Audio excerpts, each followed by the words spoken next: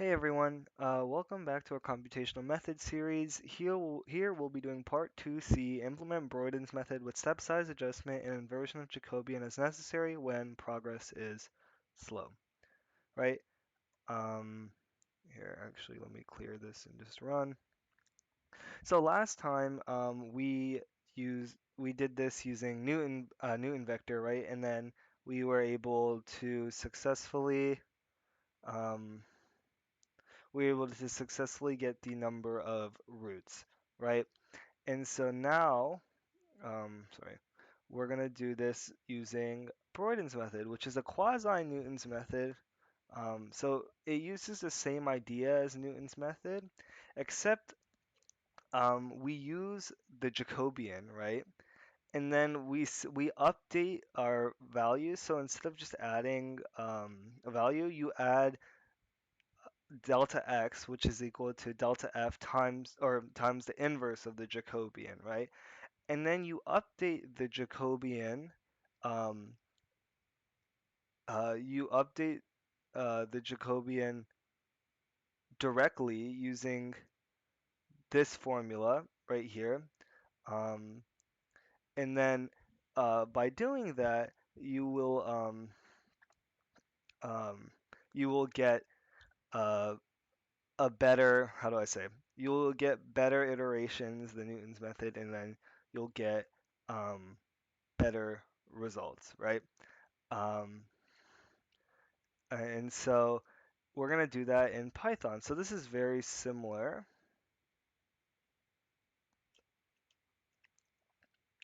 to our Newton's method, right? We're going to make this Broyden,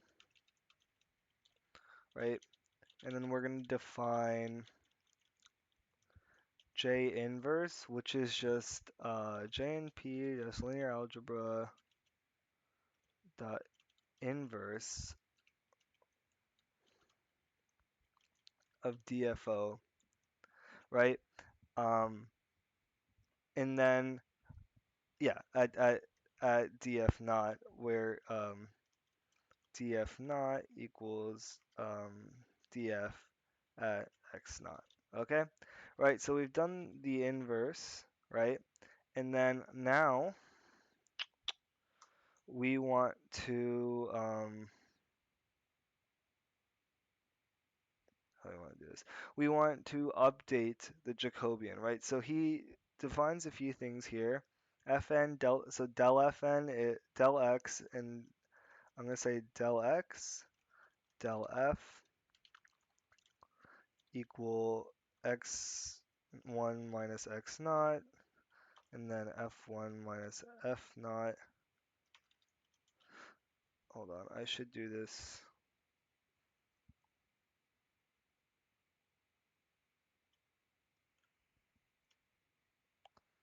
before these update, right? And then so J inverse, right, equals J inverse, and then we're gonna, here we go. We we're gonna plug in this formula. So we're gonna have to use a matrix multiplication, but the numerator, so the denominator, let's do it this way. So the denominator here is equal to what? Del x transpose times J inverse times del Fn. So I'm going to say del x transpose times J inverse times del F, right? And then, so here we're going to do the numerator part, which is going to be del x minus J inverse times del F at, and then, so, so what am I going to do here? I'm going to multiply by del x transpose times, so del x transpose times J inverse.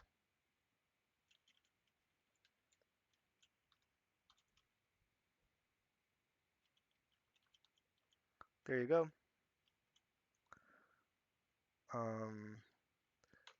And then we're going to divide by the denominator.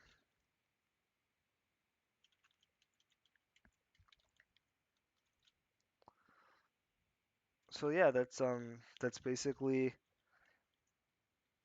the meat and potatoes of Broyden's method, right? And then, so what we're gonna want here is we're gonna want, um, how do we want this? How do I should I explain this? So when you're iterating, right, we want to make sure we're not iterating the wrong way, right? So we're gonna say while um, jnp.linalg.norm of f1 is greater than jnp.linearalgebra.norm of f naught, right? So what that, or yeah, what that means basically is if our function at our new guess is farther from zero than the function at our old guess, um, though I wonder, yeah, no, this is fine. Um, if we're going farther and farther away, then it's the opposite, right? That's not what we want. We want to stop it from doing that. So we're gonna define that alpha equals 1, right?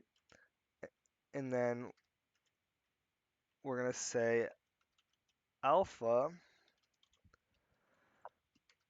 equals alpha times 0.75. Yeah. Um, Alpha equals alpha times 0.75. Yeah. And what that's doing, and so we're going to use that alpha. So instead of updating our, so we're going to take how we update this, right? And then put this term, put this term times, no, sorry. It should be the entire, my goodness. Should be the entire thing times alpha. So basically, we are making our steps, this should be close parentheses, we're making our steps smaller by using alpha. And then, do we not have f naught defined here? Let's do that. So f naught equals f of x naught. There you go. Um, um, yeah, so that's that. And then the one thing here is, what if we keep iterating with alpha, but we can never beat this condition, the while loop condition, right? So I'm going to say so I want to somehow beat it when alpha is very small, right? So alpha is smaller than this, right?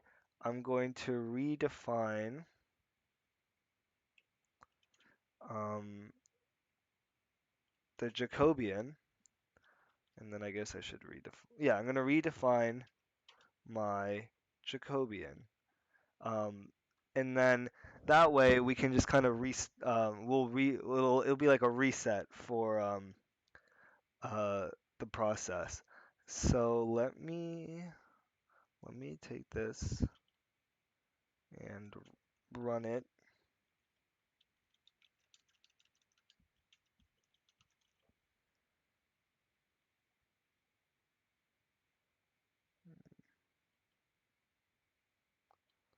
Hmm. F1 is referenced before the assignment.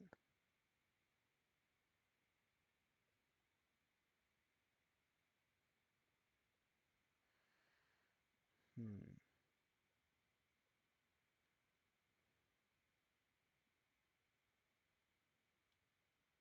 Should this while loop just be in here?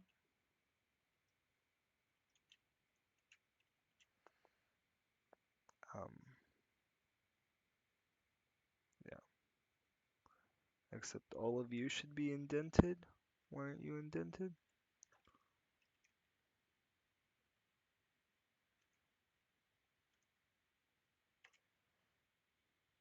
There you go. Now let's see what happens.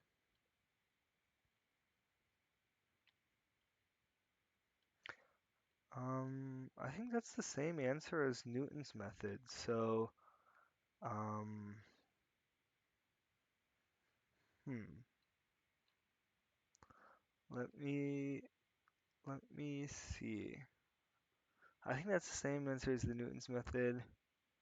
Why would that be? Oh, it's because so here, right? We should be doing it like that, updating using the J inverse.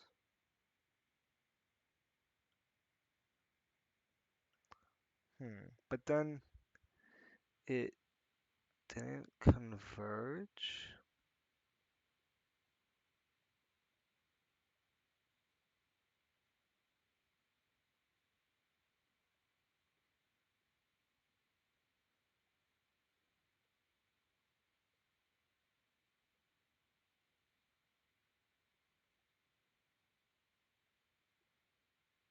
Hmm.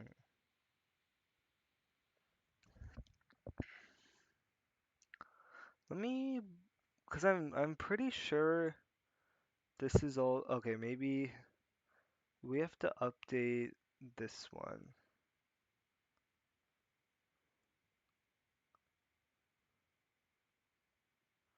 This should also be J inverse. Okay, and then let me just kind of set it to like, I don't know, 1,000 of these. See if it converges.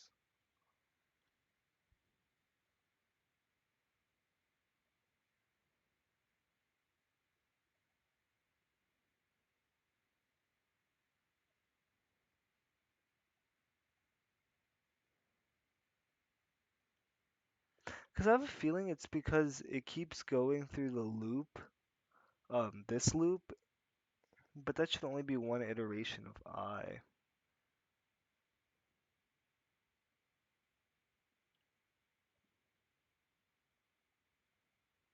Hmm. It didn't converge, eh? So let's say, let's make the iterations just 5.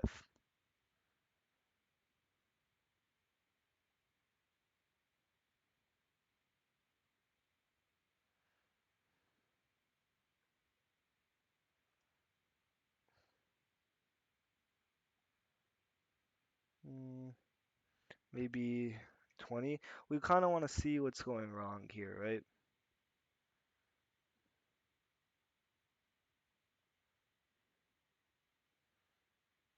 Oh, and then it would be good to know what the actual answers are from the Newton's method. So let me grab that. There you go.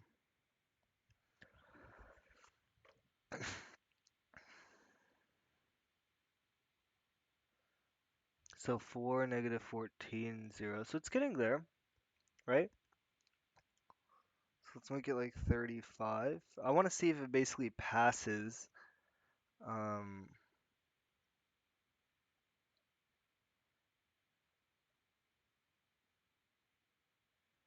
so it goes NaN at 35.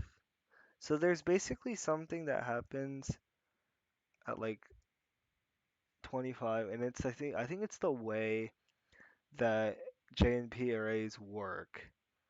Um, and I'm pretty sure it's because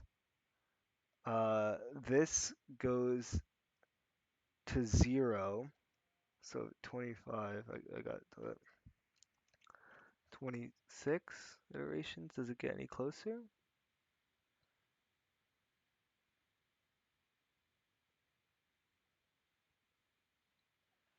I mean, okay, we're getting a little 30 iterations.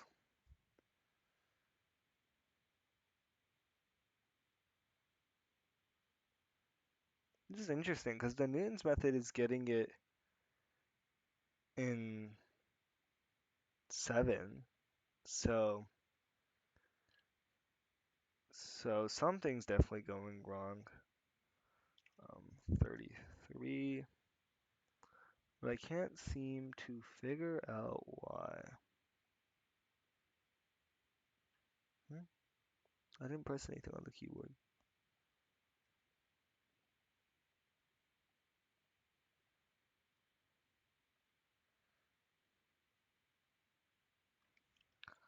A weird inflection point is coming, so let's try 32.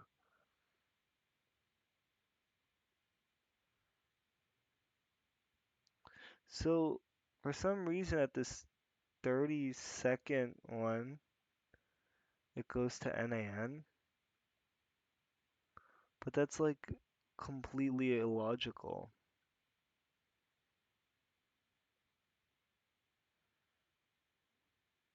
Do I want these to update? Because I have the Jacobian updating.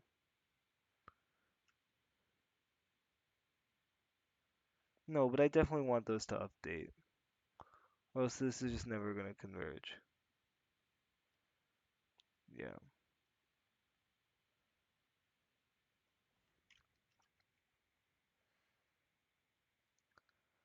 So the loop, okay, the loop does go across, and then x naught equals x1. Um,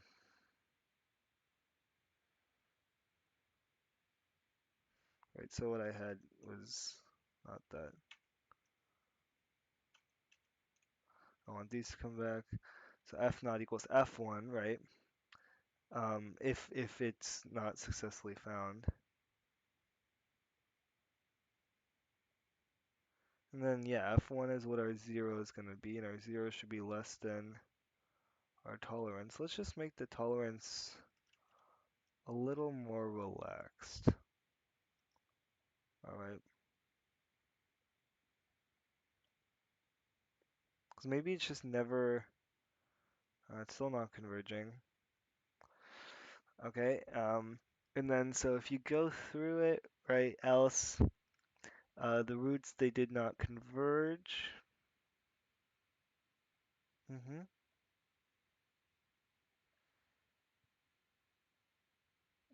So you go through this whole did not converge, the J inverse updates. You go to iteration number 2, where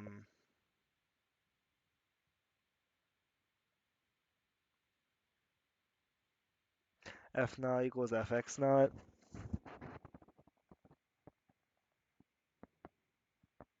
But I guess I don't have to define that,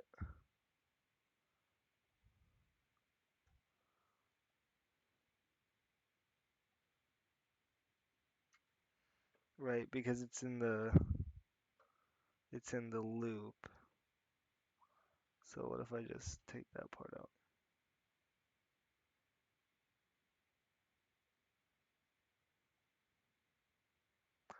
Because basically what's happening is after the first time, it's not updating. Here, can I print J inverse? See what's going on there. Um,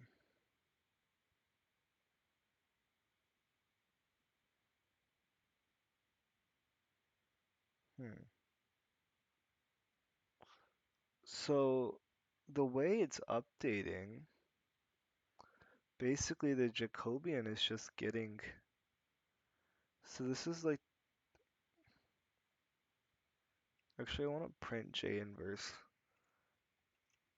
here. And then I want to make the iterations just like 5, just so I can figure something out.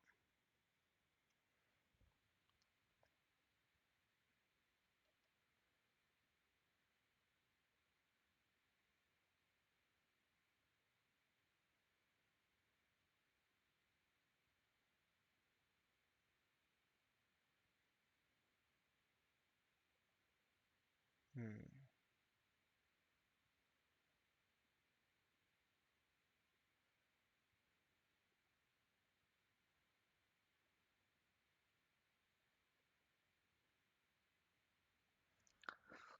Hmm.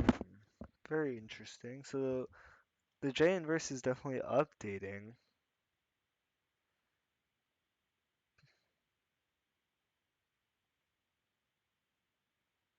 Plus, should it be? Should it be minus?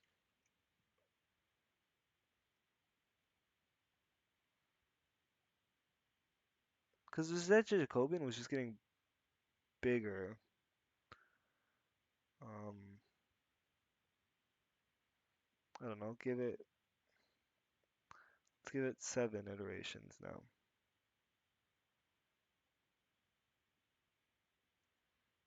Mm,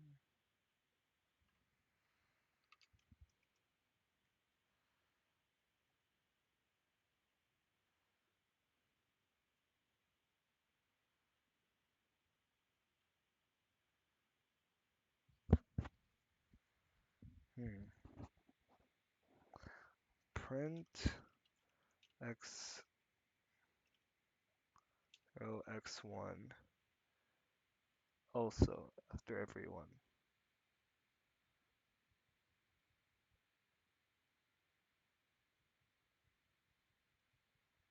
hmm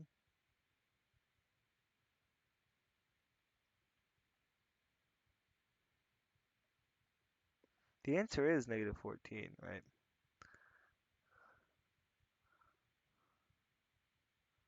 So like the second time, it just basically change. It just barely changes at all, and that's what I'm after. Why is it just barely changing like that between x naught and x1? And I think it's because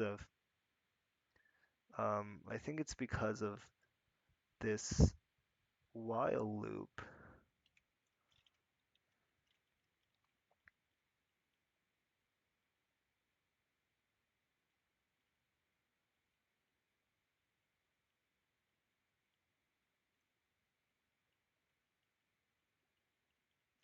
Because I think JNP linear algebra norm is fine. Oh, because I can't do.